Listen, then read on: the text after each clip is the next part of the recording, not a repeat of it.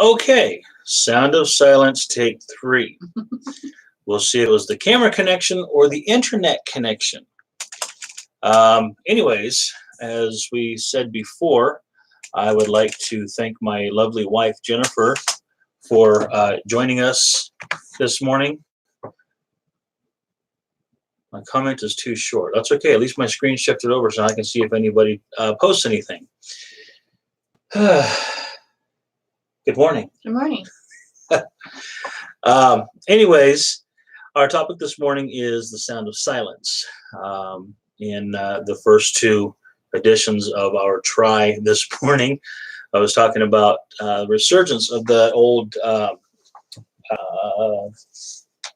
I've totally lost their names now. Simon and Garfunkel were the original artists who did that song, "The Sound of Silence." There's been a huge resurgence of that song. Probably one of the best renditions by heavy rock band. Their lead singer from the band Disturbed did a really good job of the song. You hear the song, you hear the message that the writers were trying to put in there, but yet he's got that real haunting sounding voice, and it just kind of makes you think about the words of the song. And it opens up with the line, "Hello, silence, my old friend," or excuse me, "Hello, darkness, my old friend." And as we talked about in our last video a couple of weeks ago, the psalmist David wrote, I keep drawing a blank.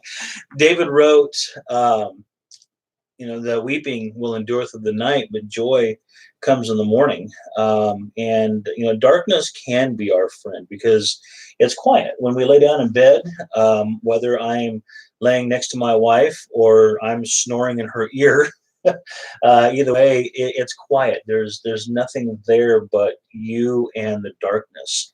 And so sometimes darkness can be our friend in the fact that it gives us time to think.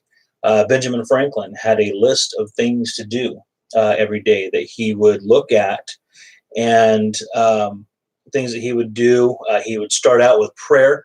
He would look to the Bible, and he would make a list of good things that I can do today. Good things, things that he wasn't able to accomplish yesterday, but yet he's trying to accomplish today, and so forth. And then at the end of the day, he would, before he went to bed, he would look at that list and he would pray, and he would look at the things that he could have done, things that he did do, things that he could have done differently. And just by taking a moment of silence and looking back and, going over your day, going over your life. And one of our family's favorite television programs, Tom Selleck is my all-time favorite actor, is Blue Bloods. And one of the most recent episodes, he was talking to a former cop, former partner, and basically his former partner was telling him to look the other way, and he says, Tom Selleck says, "I can't shave with my eyes closed." And his partner looked at him and said, "Well, what do you mean you can't shave with the eyes closed?" He says, "I still have to look at myself in the mirror every day." That's right. So that time of silence is a really good thing. Also, like we talked about a couple of weeks ago, there are so many things going on in the world, just in our country alone. Wherever you stand on the homosexual debate, where you stand in the political debate, whether you're a Trump supporter or a Trump hater, wherever you stand on the whole impeachment thing, where you stand on war with Iran, but there are so many different things coming at us left and right and left and right. And it's so hard for us to be able to focus. And the Bible tells us that the enemy, that Satan, is going to be throwing things at us. The Bible calls it the fiery darts. You take up the shield of faith to defend yourself against the fiery darts from the enemy. And these things that are coming at us, whether it's TV programs that we watch, news, radio, daily things that hit us at work, or at our, in our doing our chores at home. Sometimes can get frustrating. You have something, you're working on something, and you don't do it right. My wife and I are on the ketogenics diet, and we can explain that later, one-on-one if you'd like. But my wife stays at home, and she tests out recipe after recipe after recipe, and is it a keeper? Is it a keeper? And sometimes they're flops. Oh yes. Sometimes they're flops. I think it's more than just sometimes. But thank you for the credit. Actually, she doesn't give herself enough credit. We really enjoy, even my kids, my son and my daughter and my son-in-law and our granddaughter. They all love the dishes. She doesn't think that they taste as good as they should. But we got to remember too that it's not the real thing. It's not what we're used to. It's not what we're used to. It's not all the chemicals. It's not all the garbage that we keep filling our guts full of. And the world is the same way. When we start trying to get rid of all the garbage, all the chemicals and stuff that we put into our ears, all the junk that we put into our eyes, our bodies don't know how to react. Like, well, how, there's a TV program that you really, really like, and you eventually stop watching it because it's not something that a Christian should be watching. And you're going out of your mind, well, what's going to happen next? What's going to happen next? They always leave you with cliffhangers. The really good shows leave you with cliffhangers. And it's not that the whole show is bad. It's just there's things here and there that, children of God, anybody really, but especially children of God, should not be looking at. And so now we've got to reprogram our brains to fill that time slot. Put on a concert video, or read your Bible, or here's a novel idea. Spend time or silence. There you go. Spend time in silence. Spend time in silence. Spend time with your family. Pull out this isn't quite so silent. Pull out a deck of cards. Play Uno with your family. Those are a lot of fun. We enjoy our family game nights. Yeah, we love family game nights, but so we have to reprogram ourselves. When you're trying to lose weight, or even if you're not trying to lose weight, even if you are just, you have to bear with me. I've been to the hospital twice as many weeks with heart issues. Doctor told me one of my issues with the high blood pressure is too much caffeine. I tried switching straight to decaf. I got foggy, so I'm doing half and half for a week. So I'm still, my brain still isn't engaging like it should. But that was a rabbit trail. Where was I going? Oh, well, go ahead. I will pick up from there. Go ahead. Since I haven't really had a chance to get a word in edgewise. But our bodies are the temple of God, and we forget that sometimes. That as a Christian, you don't belong to yourself. Mm-hmm. You've been paid for by a ransom. Mm-hmm. When Jesus died on the cross for our sins, and when we accepted that gift, we understood that we now belong to the Lord, and Right. God wants for our good, and that includes our mind, spirit, and body, and whatever we put into our bodies is very important, whether it's no matter what it is. Brother Mike, one of our deacons here, he said something to me that really stuck to me, and that was, it's not as important what you put in your mouth as what comes out of your mouth. And usually, the old saying says, whatever you put in is what your output's going to be. Mm-hmm. And that reminded me of what you're talking about. Garbage in, garbage out. Right. And so, I think we have to remember that our bodies are a temple of God. And,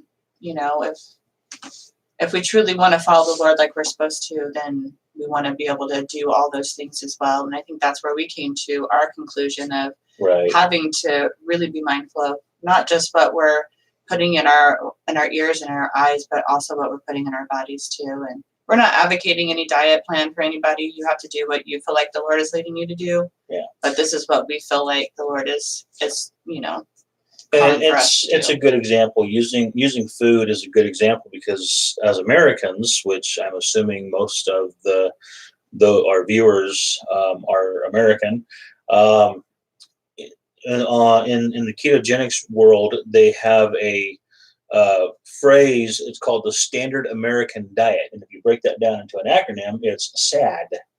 What we eat is sad. And so, but Americans are so focused on pleasure, and one of our biggest pleasures is food. And so, I food. know mine is. Yeah. Oh, yes. Chocolate, bacon.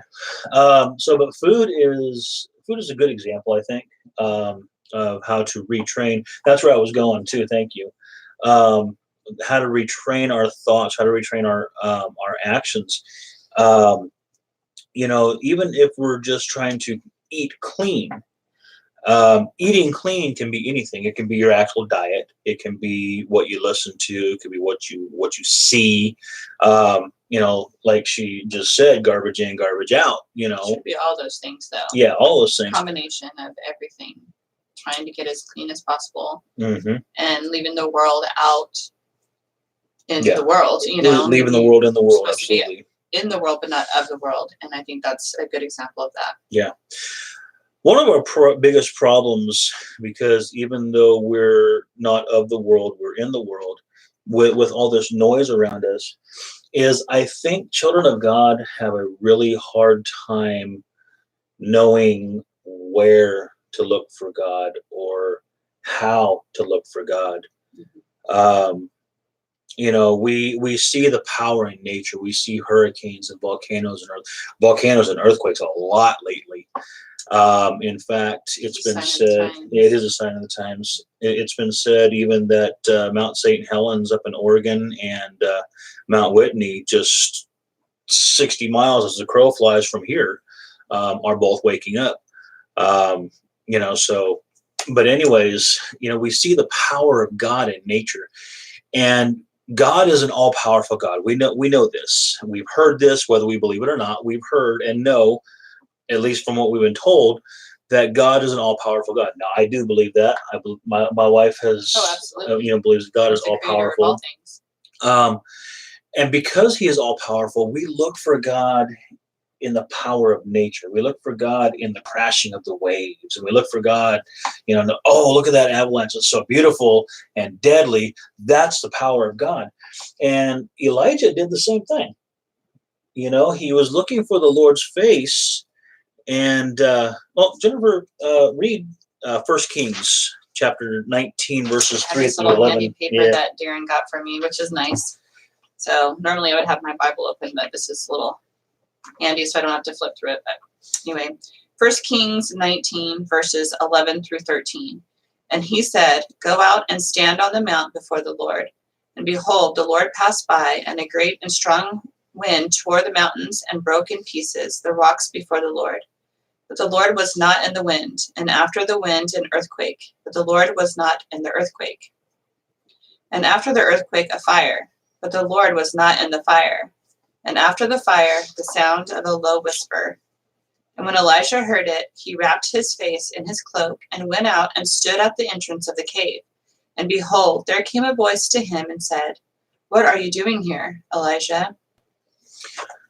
What are you doing here? That's a loaded question. When God, what are you doing here?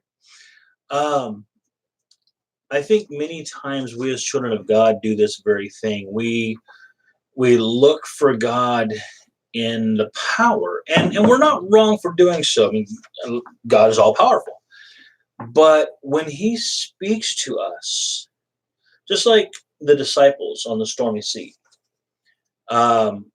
they were freaking out. They were afraid of dying, and they woke Jesus up and said, "Hey, you're back here asleep and you don't even care about us." And when Jesus stood up and spoke to the seas, "Peace, be still," I often wonder too, that was a command to the seas to calm down. Right. But I often wonder too if that wasn't more for the disciples. If he wasn't telling the disciples, "Hey, peace, Yeah. be still."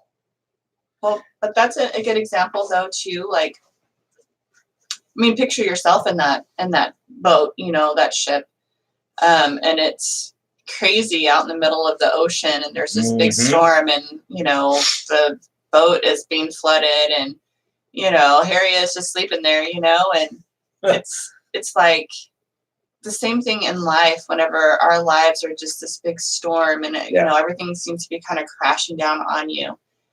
It's nice to know that. I mean, for me, like whenever we're in a situation and you're calm or I'm calm, that kind of gives you a reassurance. Right. And Absolutely. to see Christ just laying there, just kind of resting, not bothered by the storm, it gives us a reminder that our Father is not going to be all up in arms either, but Right. rather he's there beside us, in the storm, calm, so we can also take reassurance from him with that Yeah. as well.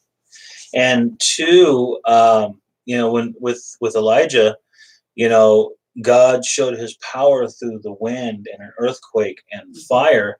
And I think as parents, anyways, when our kids are, um, going crazy and we're trying to get their attention, sometimes we've got to raise our level above theirs to get their attention. Right. And that could be, and you're right, and then lower it again. You're like, hey, and that could also be what God was doing in this passage.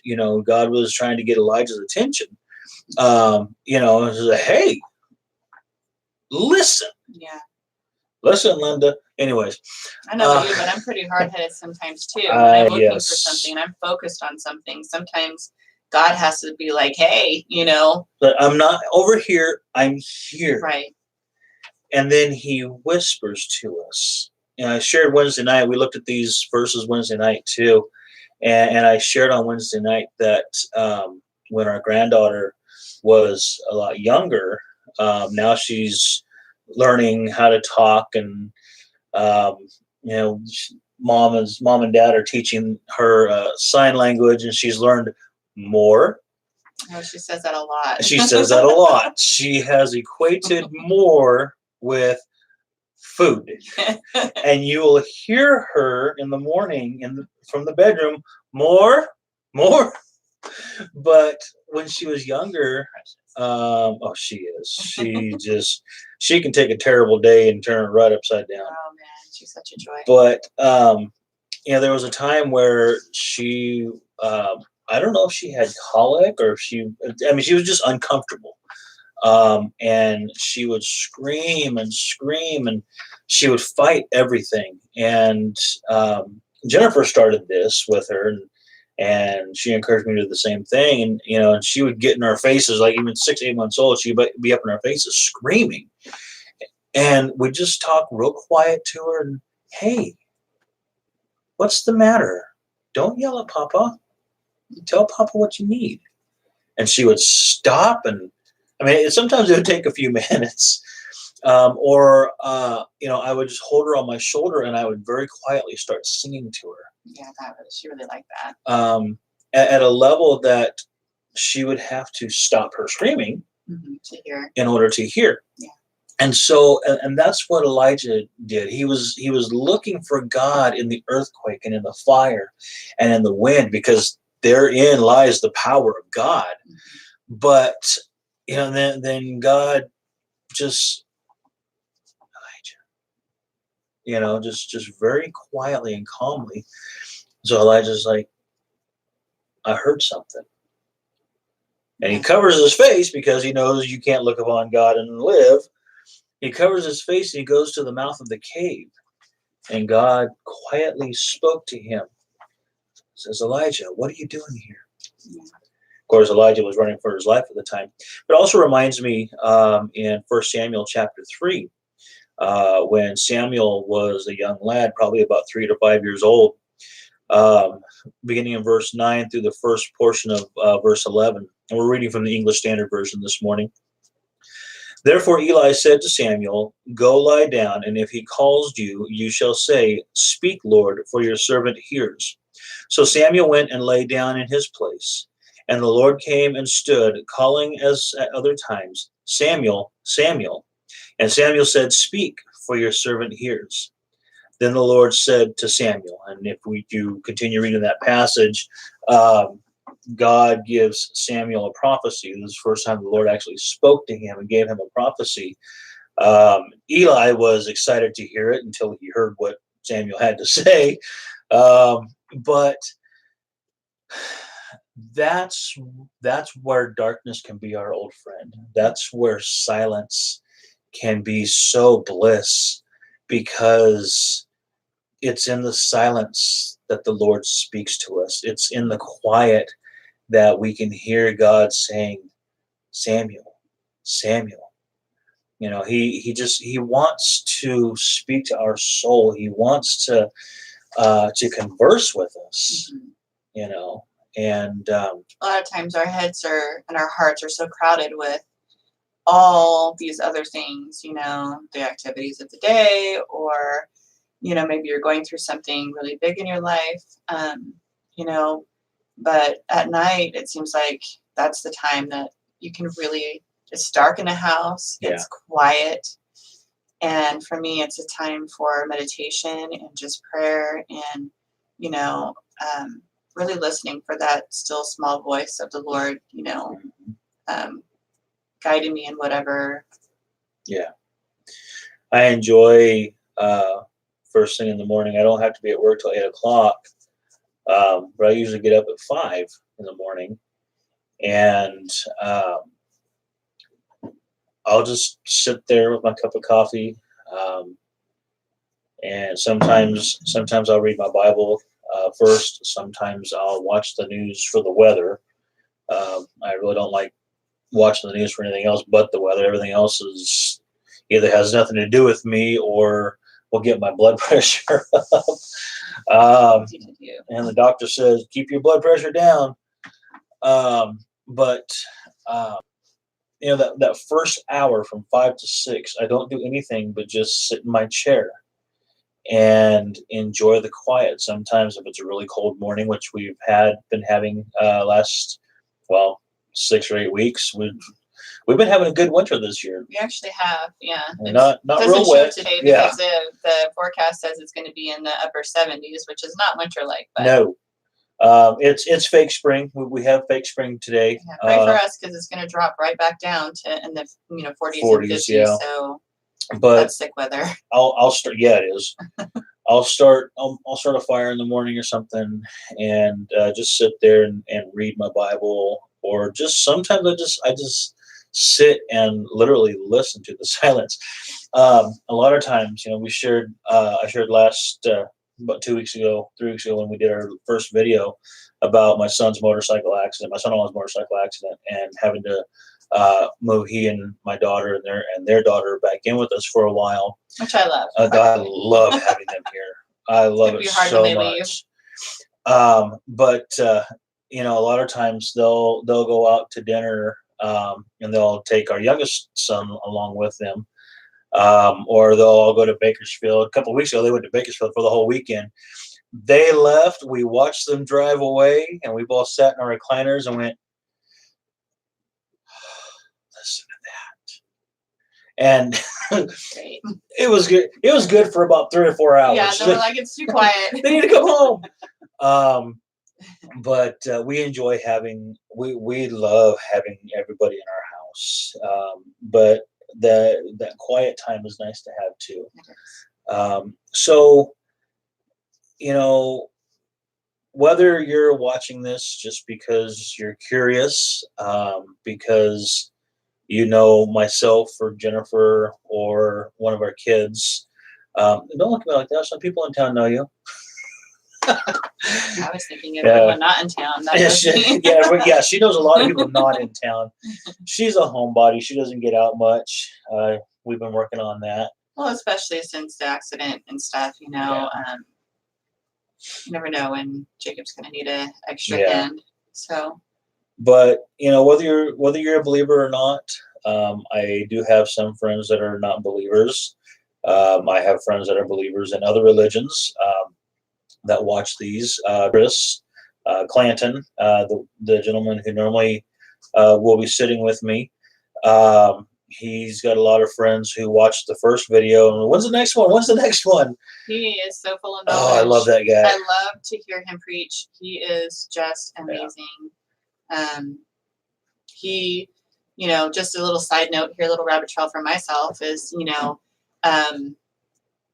Darren had to take a Sunday off, and, you know, his doctor's orders wanted him to rest and everything, just to kind of get the blood pressure down and give a chance for the medication to work.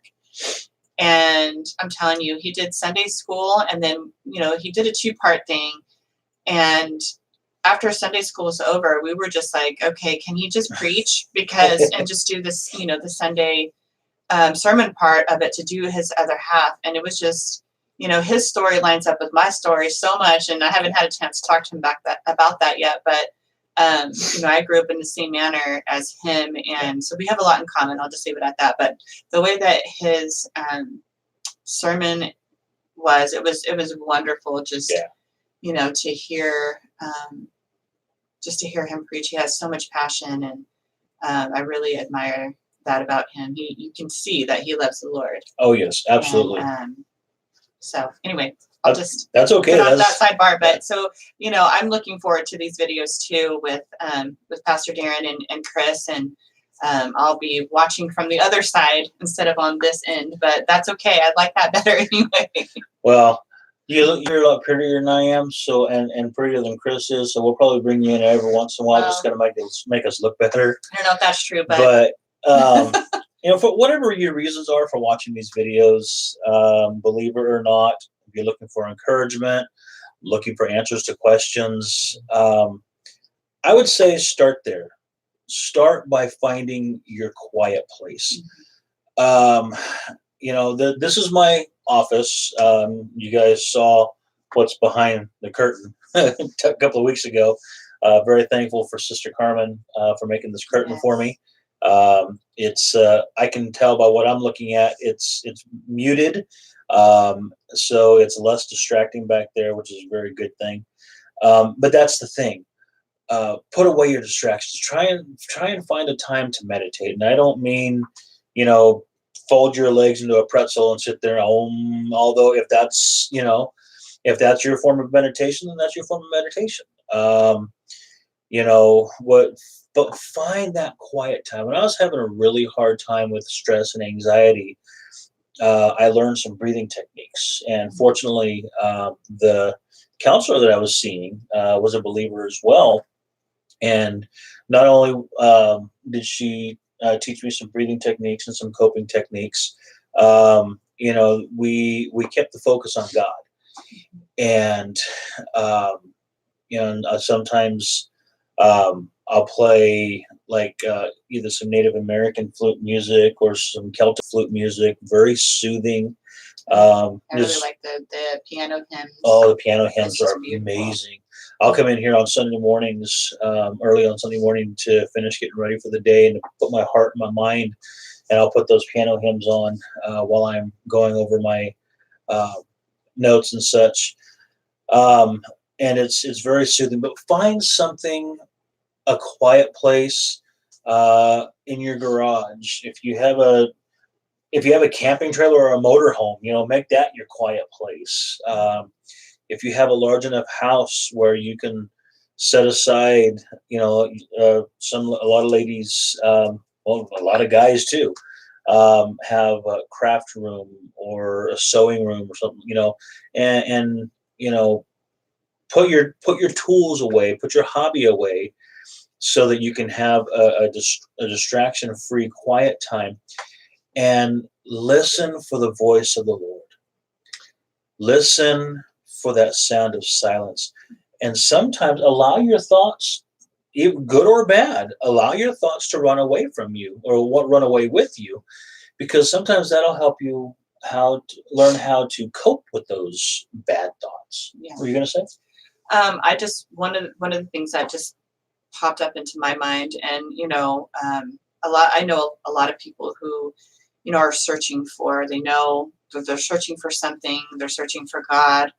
They're trying to figure out, you know, what's this all about and stuff. And a lot of times when they search for these things, what prompts them to search for it is when something is going on in their lives, like a tragedy, or something like what we've been going through for the past 6 months. When our son-in-law had a motorcycle accident, and a lot of times that's when they're trying to search for God. And this passage, the 1 Kings 19, 11 through 13 with Elijah, it just really says a lot about that, as far as like, when we're looking for God, we're like, where are you?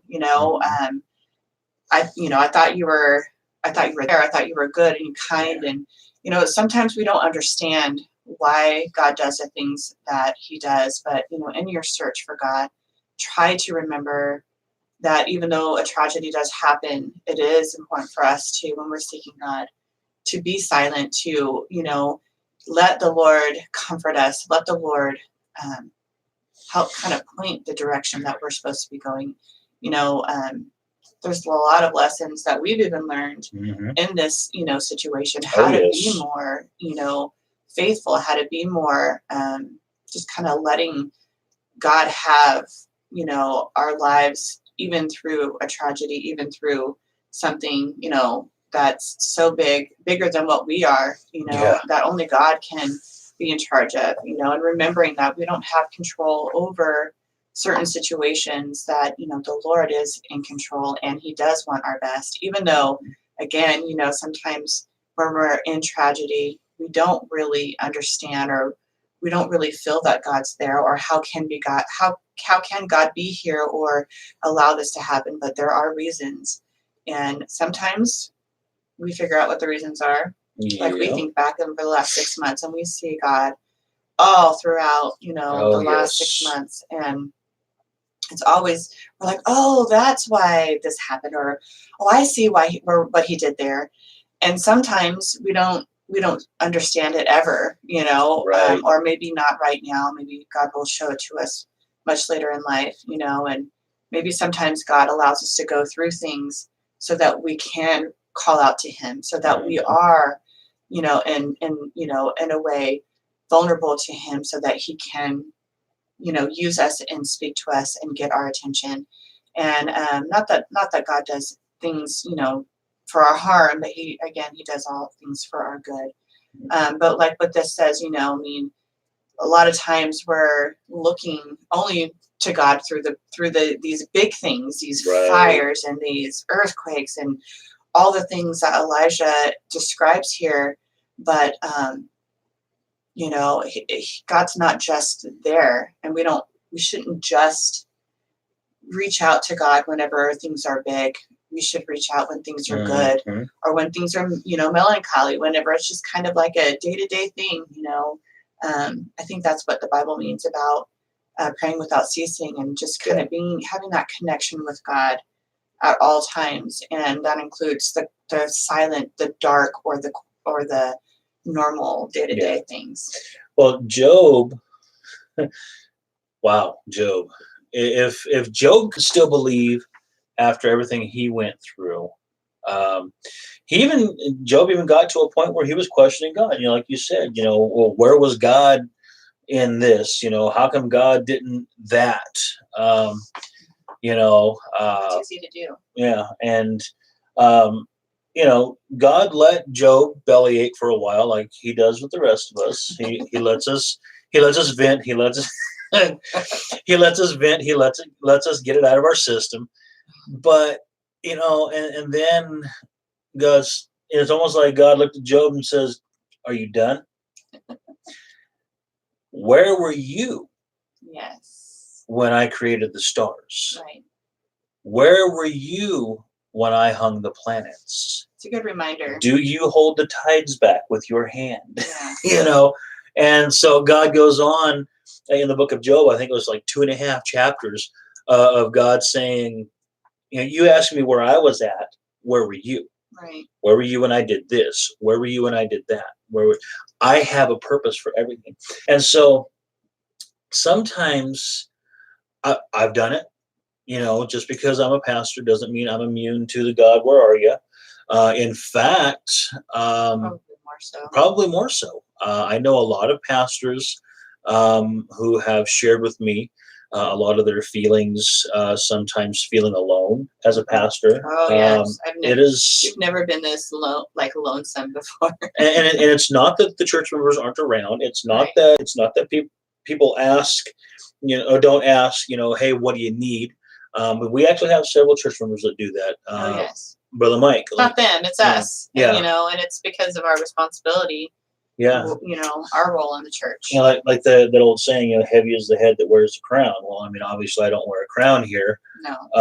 But there's a lot of but there's a lot of weight and responsibility for pastors and their families. One of the things that I learned with my wife is that I don't bear the burden alone. She bears it with me. Oh, yeah. Whether I share with her or not, she bears the weight as well. And so we find ourselves sometimes asking God, where are you? Or where was God when this took place? And like Chris and I both mentioned a couple of weeks ago, David did that a lot. Lord, why are you allowing me to go through this? Lord, where are you? How come I have to do that? And I kind of joke around, not to make light of it, but I kind of joke around it at the end of David's crying session. It's almost like he looks up at God and goes, all right, I see it. You got this. In fact, there actually is, I can't remember where it's at. I'm going to find it for next week. There's actually a Bible verse where God says, I've got this. Yeah. I mean, really, yeah. And that's in the Old English. That's in the old 1611 King James. God says, I've got this. So we're going to go ahead and close out early today.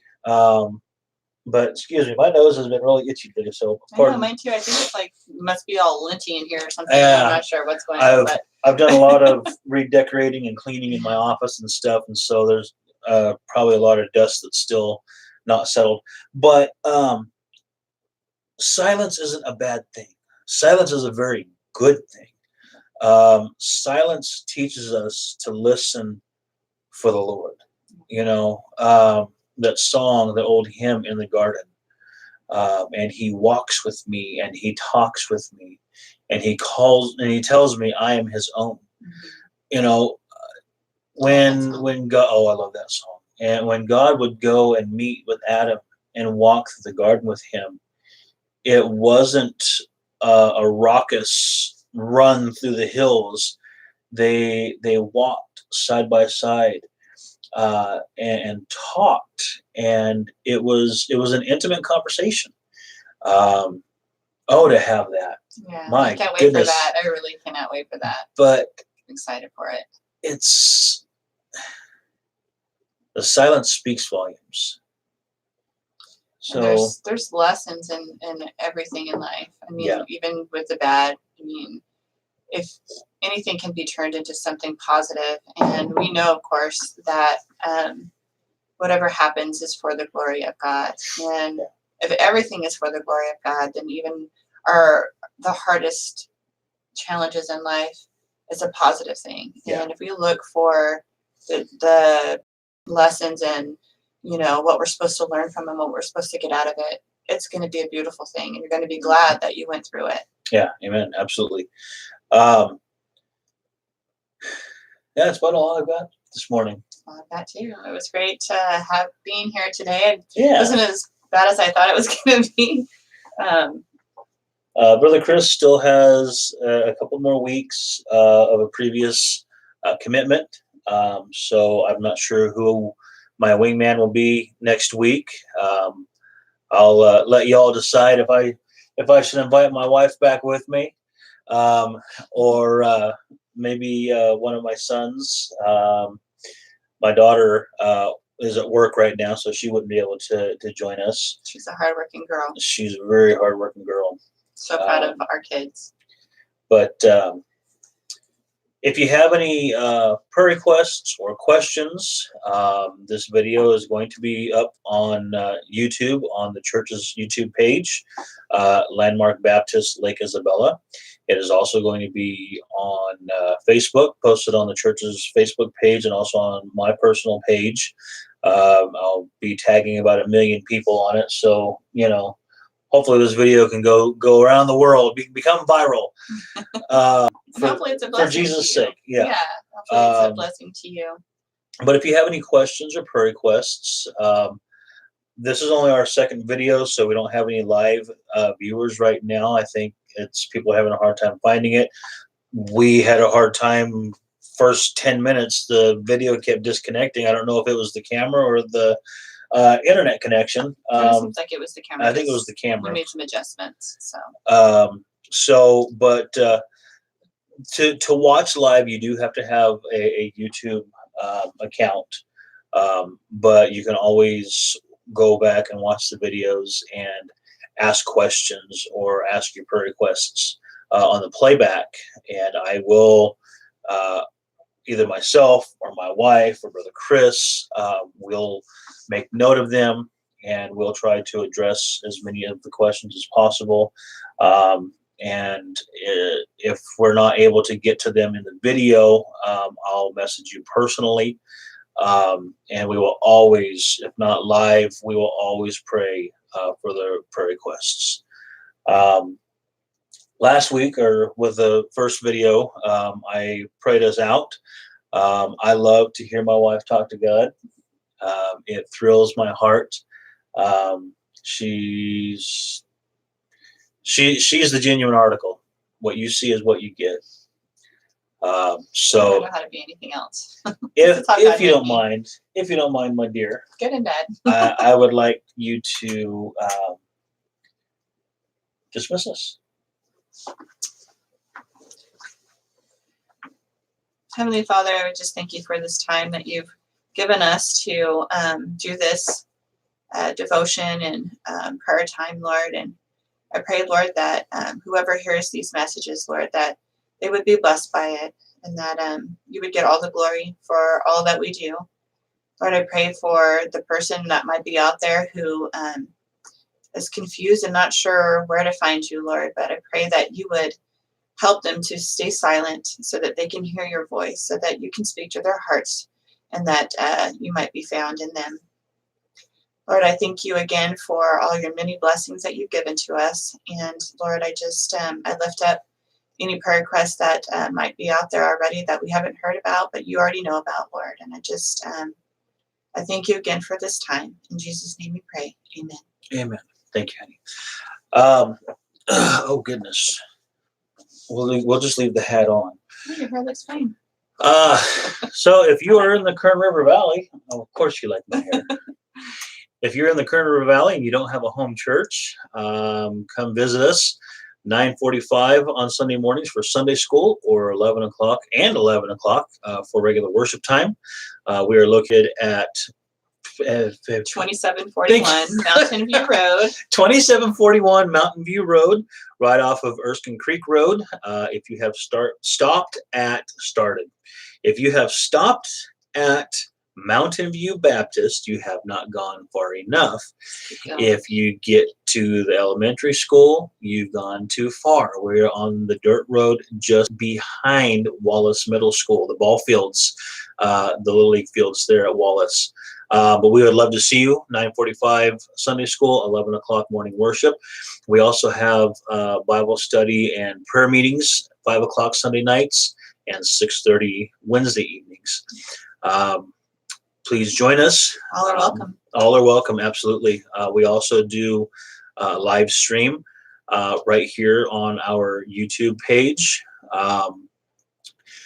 To get notifications to find out when our next videos are, or when we have a live video, go to our YouTube page again, Landmark Baptist Lake Isabella, and hit the subscribe button and the notification button, and you'll be connected every time we do one of these videos or our live stream.